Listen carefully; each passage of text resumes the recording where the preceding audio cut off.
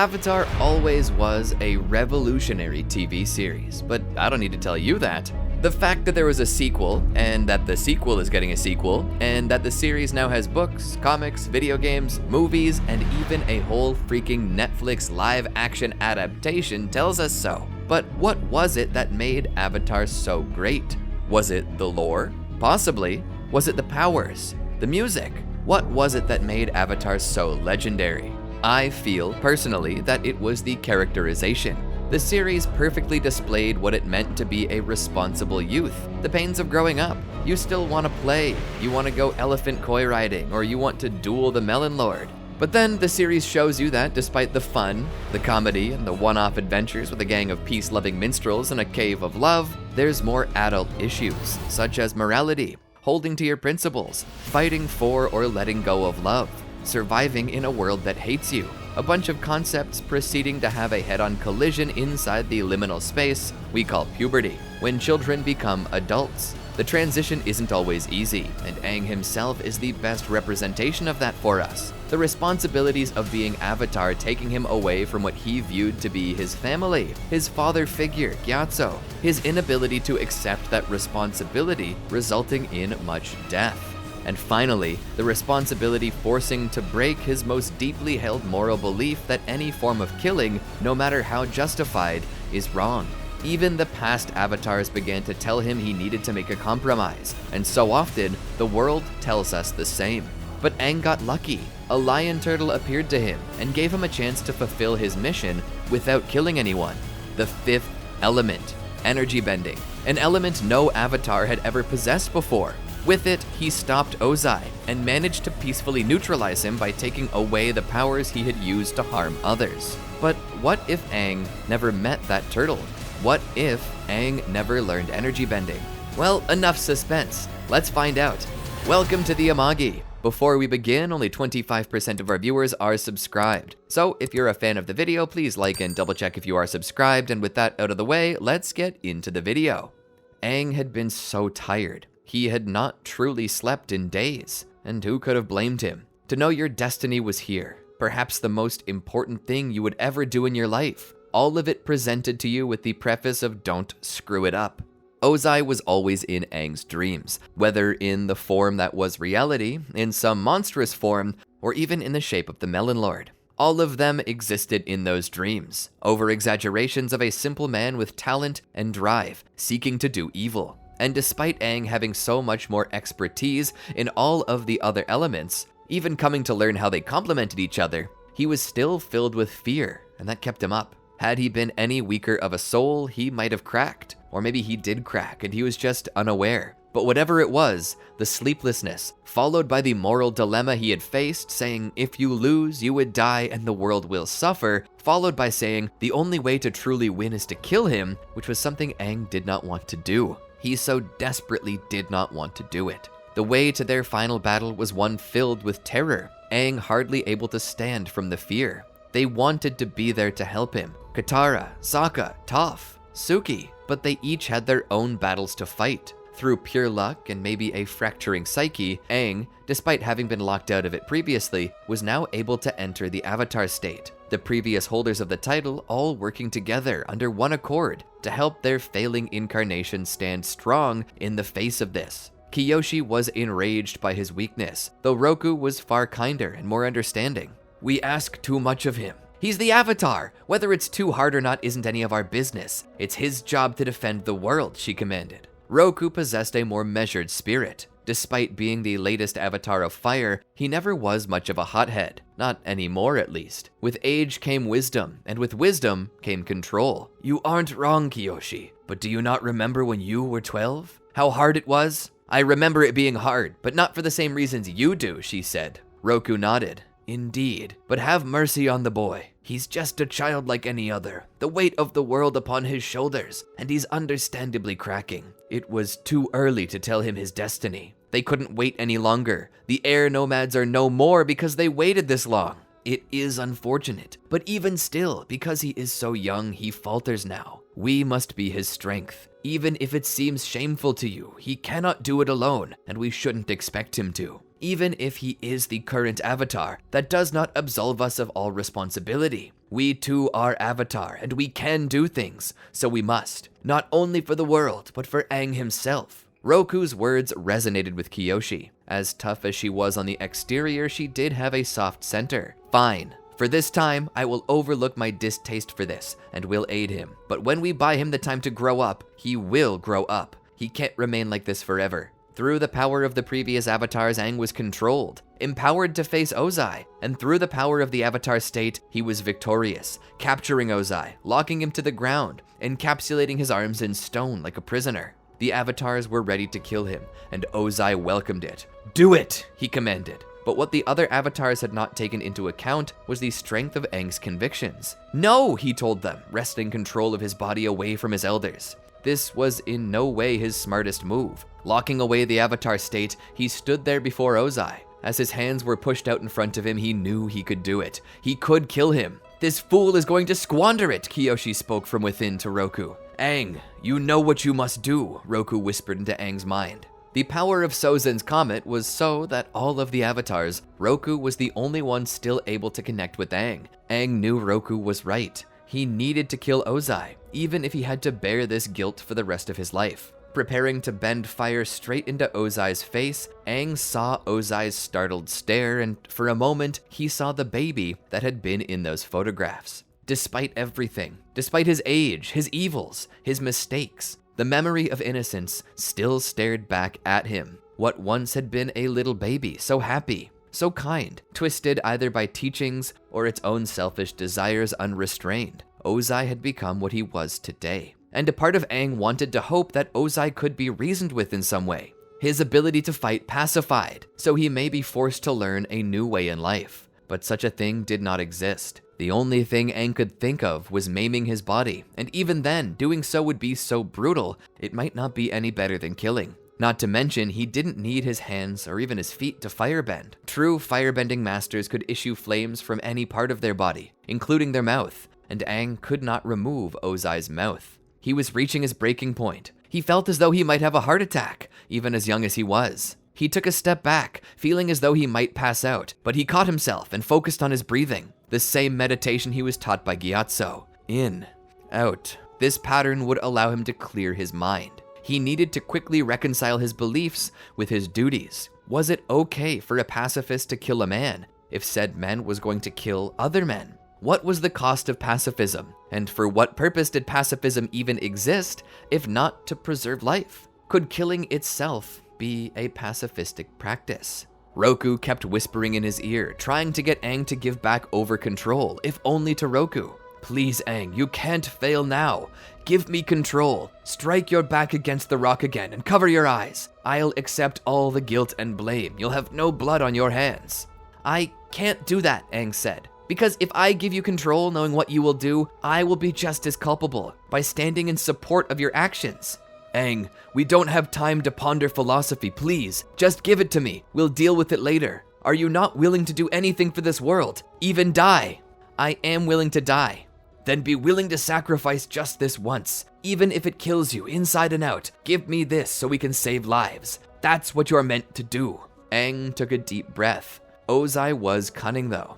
As Aang struggled within himself to answer this philosophical and moral dilemma, Ozai had slowly been heating up the stone with his hands, melting it, weakening it. The moment Aang opened his eyes to speak, Ozai channeled lightning like a madman, his panic giving him focus so much so that he didn't even need to make hand movements to channel the element into his fingertips. The focus of adrenaline, the one-track minded desire to survive and win, pushing him forward. At point blank, he pressed the index and middle fingers of his right hand into Aang's chest and let the attack go. The bolt of lightning was the largest Ozai had ever fired, and he directed it through Aang's heart. The blast was so strong that the electrical output bolted from Aang's back as though he hadn't even been there to get in the way. Aang was shocked. Steam let out from his lungs with an involuntary, painful hiccup. As tears ran down his face, he looked into the eyes of the man he could not destroy and saw no remorse, no repentance for anything he had ever done, was doing, or would do. just as it had been so many years ago when he fled from the Southern Air Temple because he could not handle the responsibility of his position, fearing failure and the removal of that which made him comfortable, resulting in the death of so many of his peers, friends, family. He had failed again. He was never worthy of this position, and was never truly capable of being what was needed. He was the worst avatar in history. Not only had he once failed the world that so depended upon the legendary martial artist, he had just failed it a second time, just as he had sworn to Kyoshi he would never do again. Crushed by the weight of his failure, he was hurt more than any bolt of electricity ever could. And now, as his heart stopped, the muscle that pumped blood now fried as the lungs that sat so close to it, he felt the curtains on his life drawing to a close. Oh, what a useless life. He wished at this point to have never been born at all. How could he ever face them again, his friends, his previous incarnations? How could he? Falling on his back, he looked up at the sky, the deep orange, watching as the comet passed by. The only solace he had was knowing that Ozai could not use the comet to destroy all earthbenders the same way he had the air. But that was where his comfort ended. Condemnation of his self, knowing what would happen, began to set in. And as the light faded from his crying eyes, he passed on into the world where his other incarnations were to await a new, more worthy heir to possess his strength. And as the fog opened up to accept his translucent spirit body, he saw them. The avatars he had failed. Every single one of them had their backs turned, save for Roku, who stood at an angle, enough to look at Aang but once before also turning his back. Aang fell to his knees. "I'm sorry." The battle seemed to be over. The tide was turned in Ba Sing Se, and the White Lotus and its allies had liberated the city from the clutches of the Fire Nation. And now, with the comet past, it was up to the earthbending masters to repair the damage that had been done by the wall and the incursion of the Fire Nation. Generals were placed in command of the city. For so long, the Dai Li had pushed the phrase, "There is no war in Ba Sing Se," but it was now undeniable. And because of that, the more powerful among the military leaders of the Earth Nation had taken up place as commanders. Just as they had so stubbornly denied the war, immovable like stone, even more so were they adamant that they would never lose the city again. And Iroh deeply believed this. After all, Iroh himself had been the one who so many years ago attempted to bring the Great Wall down, and he'd failed. For 600 days straight, he and his men pounded against the wall, the great jewel of the Earth Kingdom, the bastion of morale that kept the war going from the southern water tribe to the northern. This city was proof that it was possible to stand against the Fire Nation, and so it had always been a thorn in Azulan's side, until his death. Only Azula, the granddaughter of Azulan, had been able to take the city, not by brute force as a younger, inexperienced, and naive Iroh had attempted, but through cunning, words, and sleight of hand. The city was already in her hands before the Earth Kingdom even knew they had lost it. As crazy as she was, and as much as he hated to admit it, Azula was every bit as intelligent as she was manipulative and crazy, something she'd developed from her father. Speaking of Azula, Iroh pondered Zuko and his well-being. Had he been able to stop the crowning of Azula and take the throne for himself? Or had he... No. Iroh refused to think about the alternative. And so, Iroh waited. Tea for himself by the tree where he often went to celebrate the life of Lu Ten. Fear and worry was ever present for his nephew, but in some way, Iroh knew everything was all right. Looking at the picture of his son as he sipped tea, Iroh smiled. "Watch over your cousin, Lu Ten. He may be young, rowdy, and inexperienced, but his heart is every bit as valiant and caring as yours." As the White Lotus prepared for a meeting, Zhang, another firebender the same as Iroh, came to speak with him. "A letter has arrived for you." Zhang offered the letter to him. Upon reading it, Iroh was filled with a mix of emotions, yet he remained calm as he explained it. "My nephew, Zuko, has been gravely wounded by Azula, but is still alive and has taken the throne for himself. If only that were a surprise to me. Whispers are going about all around the Fire Nation of a civil war. Ozai abdicated the throne of Fire Lord to take on the role of Phoenix King. He willed it to Azula, but her sanity is, well, let's just say she's no longer fit to hold that position, and the only other person worthy to hold it is Zuko himself. But now he's positioning his forces against Ozai, which has split the masses. A faction of the Fire Nation is now against Ozai and his scorched earth plan, but another sect believes only Ozai holds claim to the throne. The Fire Nation is collapsed from within. Unless Ozai takes back the throne, the war ends. Is there any news of Ozai? Iroh asked. Or any news of the Avatar? Zhang shook his head. The flotilla of airships he had with them has not reached their next choke point, suggesting that they ran into the Avatar. But where Ozai is now is unknown. As much as Iroh loathed to wish his brother were dead, he knew that it would be best for everyone if Ozai never resurfaced. Standing, he spoke. I need to go to my nephew. If he's wounded, he will need my support. Zhang smiled. I'll tell the Lotus of your absence. Godspeed, Iroh. And so Iroh returned to his tea shop where he gathered the things he felt he might need. Setting out later by ship, he found himself back in the Fire Nation where he, under the guise of an elderly refugee, moved through the city. The schism was everywhere. Politics had begun to divide people. Where Ozai had, once through fear, forced the entirety of his people to submit without any word of dissent, they now had the freedom to speak, as the question of who rightfully led the country remained. Despite Ozai being lost in action, many believed that their Phoenix King would fulfill his title and rise again from the ashes. It was a volatile time, and as Iroh made it to the palace, he was stopped at the gate by soldiers wearing their skull masks to hide their true identity. The palace was recently closed off due to the orders of Zuko to stop protesters who might seek to push through and overwhelm him in his weakened state. Azula was still in the dungeon. He knew that if they got down to her and freed her while he was still recovering, death would be headed his way immediately. Iroh lowered his cowl, hoping that his visage would be enough for them. I am Prince Iroh, son of Azulon. I am here to tend to my nephew. The soldiers, still skeptical, sent a servant inside to inform Zuko. Iroh was pleased, at least, that these soldiers were doing their best to keep Zuko safe, and due to their vigilance, he refused to be more angered by the wait. Instead, he smiled and claimed that they should be paid more. Eventually, the servant returned. The Fire Lord has permitted access to the traveler. The soldiers would move their spears and allow Iroh to enter the premises. Stepping through the courtyard, he saw the devastation from the battle with Azula, and knew that it must have been a horrendous battle, preparing for the worst. As he waited inside, eventually Zuko drew closer to him, wearing a set of comfortable pants and a robe that was barely closed, leaving his newly acquired scar exposed. As soon as Iroh saw it, he understood. Oh, Zuko. Zuko spoke. It looks worse than it actually is, he said in his voice, low and raspy as always. But his smile told Iroh it was true. Your training came through, Zuko said. I caught a cheap shot from Azula, a bolt of lightning aimed at Katara. I was lucky to avoid letting it flow through my heart, but it missed the Sea of Chi just barely and, well, I'm sure you can see the result. It's okay. Your scars have always proven your determination and heart. This adds only more evidence to the kind of man you have become. I apologize for the cold welcome. As you can see, things are not going well for us. Until Aang returns, we can't prove that Father has been, well, defeated.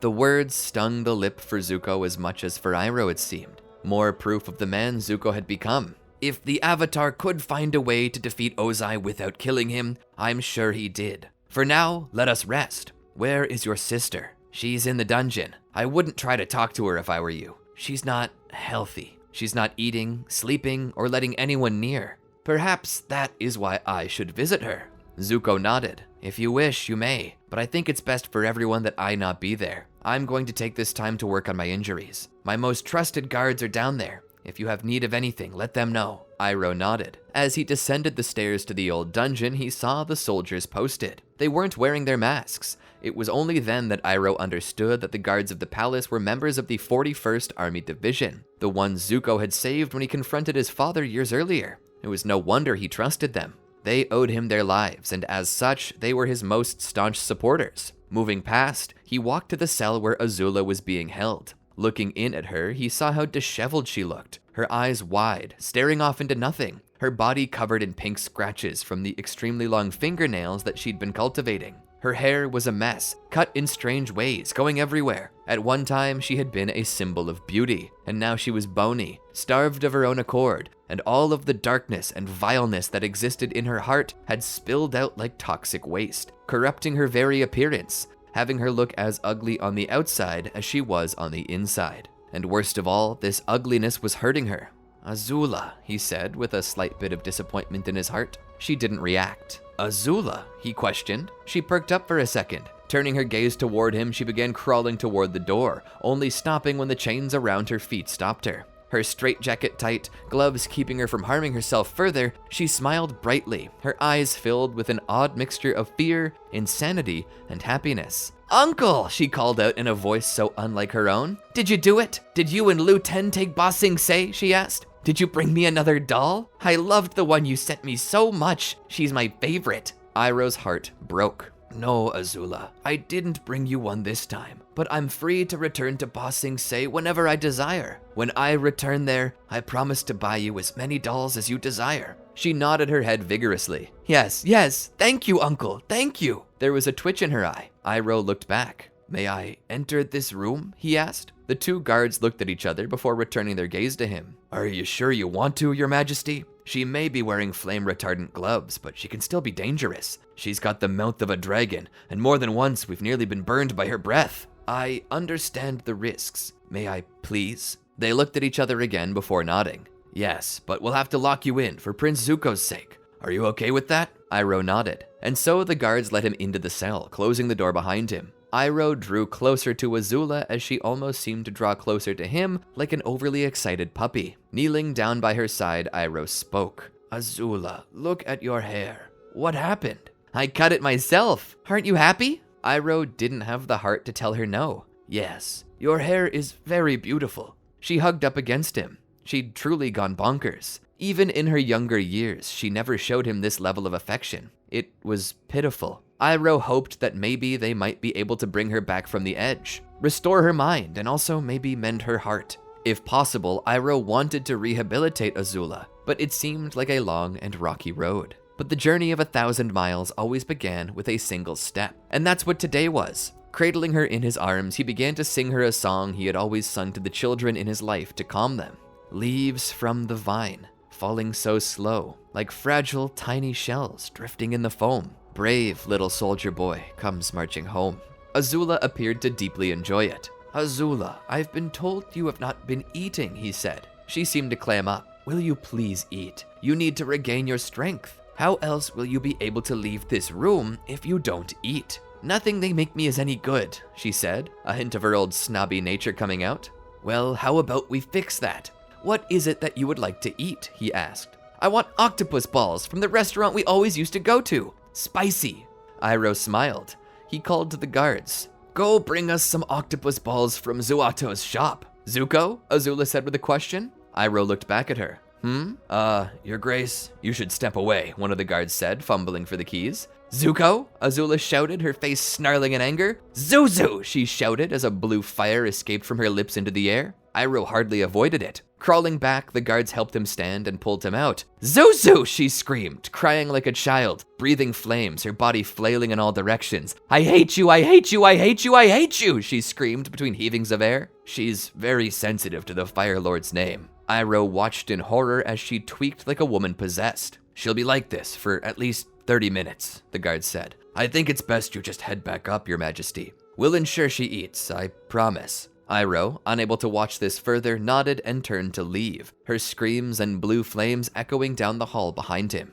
Finding Zuko above, he sat with him for supper. "I told you not to go," he said as he ate, Katara sitting by him. Iroh nodded. "Indeed, but she is my niece. I owe her at least a visit during her rough times." Zuko continued his meal. "I'm searching for the best people to help bring her mind back, but as it stands, either everyone's too scared to help me, or refuse out of belief that I'm an illegitimate Fire Lord. Hopefully that won't be so much longer," Katara said. "When Aang returns, they'll have no choice but to accept your ascension." As if on command, though, a servant entered the room. "Your Majesty, you have visitors. It appears to be a warrior of the Water Nation named Sokka, and he has brought company." "Speak of the devil," Zuko said. "Bring him in, and have the kitchen provide enough plates for everyone. Tonight, we toast to peace." As the servant returned, Sokka appeared. Katara rushed over to hug him. Pulling away, she spoke. "Where's Aang?" she asked. Sokka was silent for a moment. "Sokka?" Katara questioned, her eyes filling with fear. "Katara, something's happened."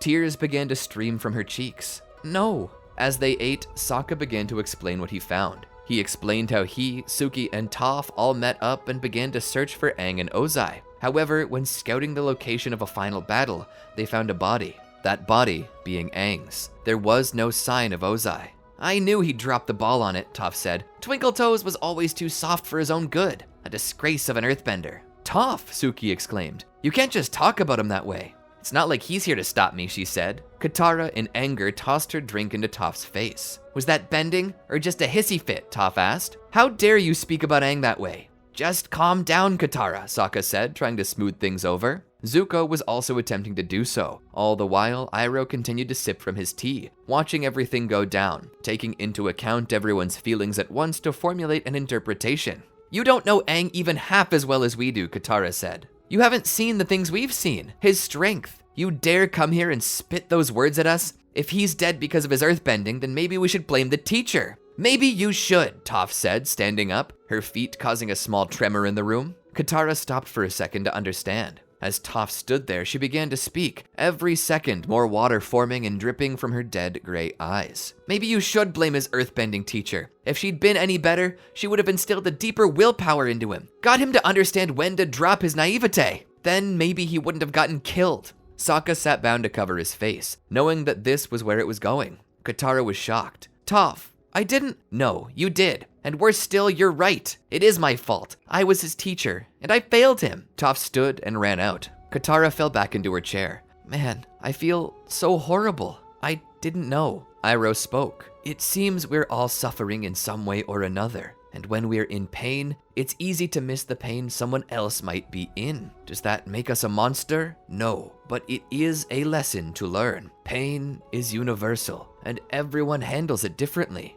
I messed up, Katara said. Iroh nodded. Oh yes, you made a huge mistake. Please don't rub it in, she said. But that's what's so great about being alive. So long as time exists for us, we have the chance to seek forgiveness. But it's best to seek it as soon as possible, because you do not know how much time you have left. Doubly so if Father's still alive, Zuko said. Katara stood from the table. She ran off after Toph, leaving the company in silence. Getting outside, Katara found Toph sitting on the steps to the courtyard, head buried in her knees. Toph? Katara asked. Go away, she said before forming a small cone of earth around her. Katara knelt down by the cone and spoke into it. Toph, I'm sorry about what I said in there. I'm just in a lot of pain. I was hurting, and because of that, I didn't notice how much you were hurting. I misunderstood your words, and I said something hurtful to you. No, you said something true.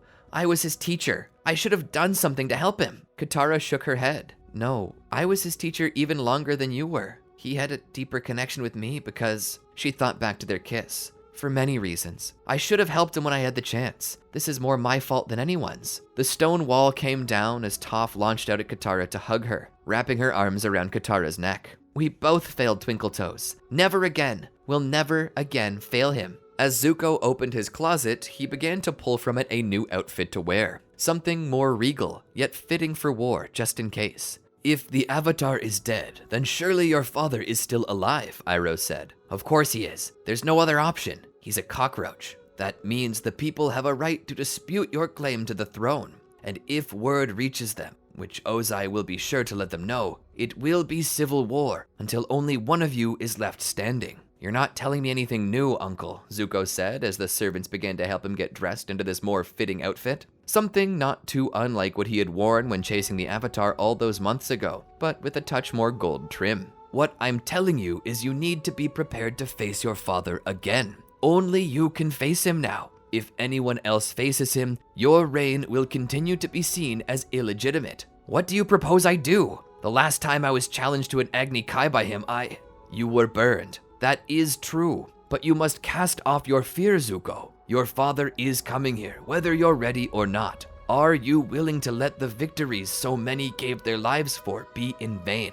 No, I will fight him, Zuko said. As you are, I do not think you can win, but I think you may be able to if you train properly. Katara and Toph, train with them as you would if you were the Avatar yourself. I'm not the Avatar though, Zuko said. I can't live up to that, nor could I ever use those elements like he could. No, but surely you remember, you are the great-grandson of Avatar Roku. A bit of his power lives in you, as does his heart. Remember when I told you that the elements were complementary, and that by studying different ways of thinking, you could become stronger, like the Avatar? Yes, Zuko said. That is the way of the White Lotus, and that is how you must be, not only as a warrior, but also as a Fire Lord. Train to master the techniques of the other bending types, and your own abilities will far surpass your father's. And so Zuko began to train with Toph, Katara, and with Iroh, each attempting to make up for their failures that led them to the situation they were in now. From Katara, Zuko learned fluidity and better redirection,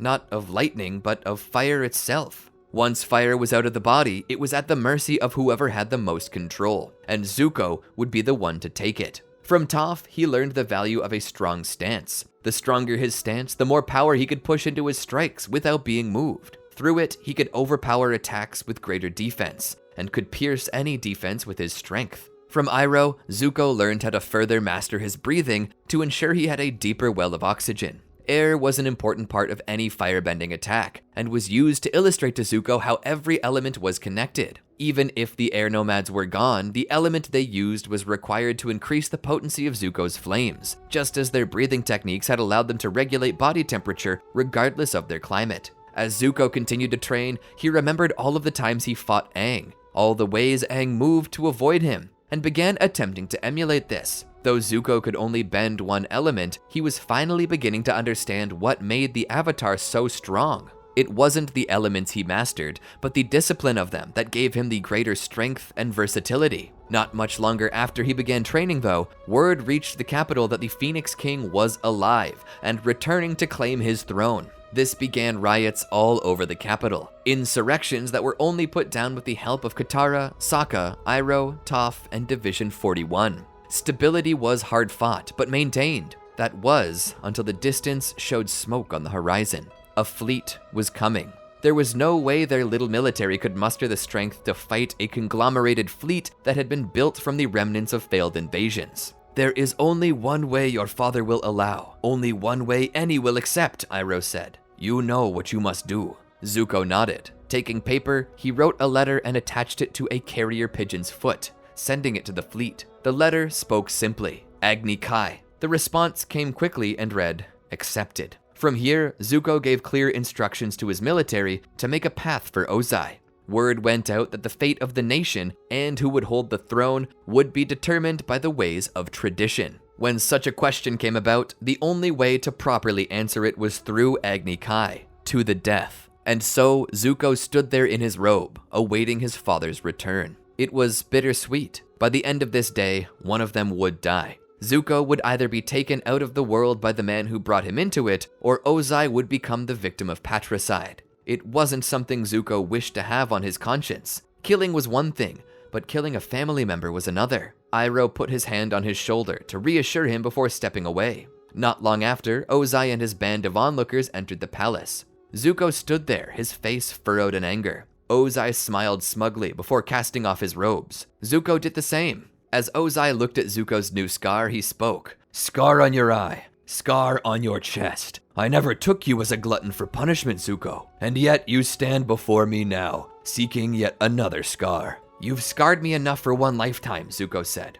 The scars on my body are nothing compared to the ones you've left on my soul, and on the souls of everyone in this world. We're tired of your warmongering ways, Father. Even if the Avatar is dead, it doesn't mean that we've given up on restoring balance. If you take yourself to be like the Avatar, Zuko, then you can join him in the afterlife. Each stepping forward, they stood no more than 1 inch away from each other's face. Ozai was so much taller still. The last time we did this, he said, you cowered at my feet, dishonoring yourself and me, and now you hope to stand against me. This is your only chance, Zuko. Submit to me now, and I will see fit to have mercy. You'll only be banished for eternity. Zuko spoke through a snarl. I think I'd rather die. Ozai smiled. Then by all means, don't let me stand in your way. Turning away from each other, they walked back and knelt down on the ground. The onlookers watched on in silence as once again the father and son duo found themselves in ritual combat. The last time, Zuko submitted and ended up nearly losing his eye.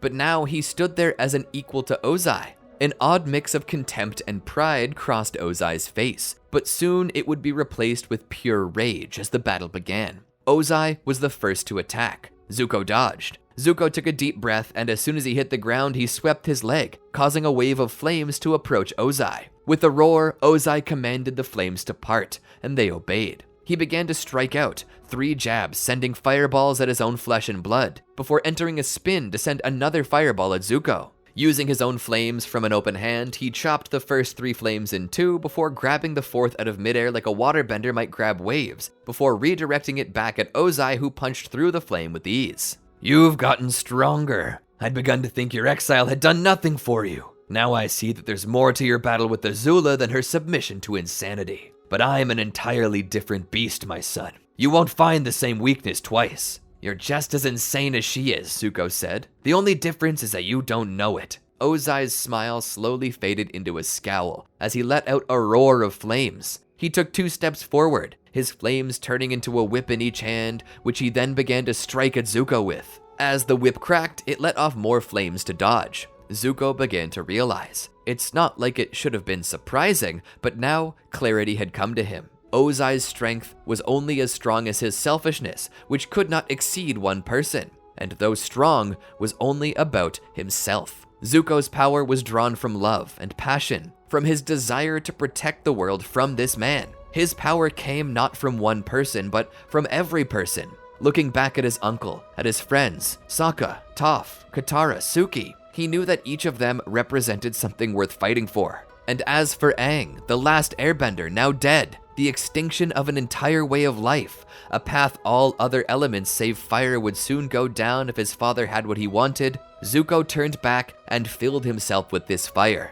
As the whip came in, Zuko dodged under and jumped over before summoning the power of his passion and love from the very depths of his heart. Like a dragon of ancient days, Zuko let out a breath from his mouth at Ozai, each flame glowing one color of the rainbow. These flames were born of compassion, of creativity, and were life itself, like the sun. The crowd gasped at this display of firebending, never before seen. Even Ozai was shocked. The people began to whisper, "Fire Lord Zuko, Golden Dragon of Imperial City." "Dragon or no dragon, I am the ever-resurrecting Phoenix King. You cannot destroy me!" Ozai lunged into the air towards Zuko, his flames forming almost the head of a lion to consume him. Zuko remained calm. As Ozai came closer, Zuko pushed his hand out to fire a flame, one that struck Ozai square in the face. As his father hit the ground with a cry, he rolled to a stop before his son. Looking up at Zuko, Ozai's left eye now scarred permanently by Zuko's flames, he lowered his head in defeat. "Will you kill him?" the referee of the match questioned. Zuko looked back at the others before returning his gaze to Ozai. "No, Ozai's power is gone. No longer is he the Phoenix King. Such a title doesn't exist. Neither is he Fire Lord. I strip him of his right to any throne. I strip him of his family name, and I strip him of his citizenship as a Fire National. For betraying the throne and the people he was meant to serve, I hereby sentence him to a life of imprisonment in the dungeons of the castle until such a time as his life comes to an end. And henceforth, the war that has lasted over 100 years will now come to an official close." The crowd roared. Ozai looked up to Zuko and spoke. "You think yourself so wise, but you'll learn soon. It would have been better for the world to be ruled by one. For 100 years we struggled, but now all the blood spilled is for nothing. Soon others will rise, like me, and when they do, this fragile peace you've made will come crashing down. Perhaps balance will be thrown into disorder again, but when such a thing happens, the next avatar will rise to set it right, and if they fail, then we will not." The guards came and took the wounded Ozai away. From here, Zuko was named the true Fire Lord of the Fire Nation, and peace came about. But the trust of the world had been shaken, and now, as healing happened, skirmishes continued to rise. But the Fire Nation was not alone. Not long after, under the guiding watch of the White Lotus, in the Water Nation, a new avatar began to rise. Her smile, promising to show the world the kind of peace that they desired, was still in reach. If only that they would open their hearts enough to reach out and take it.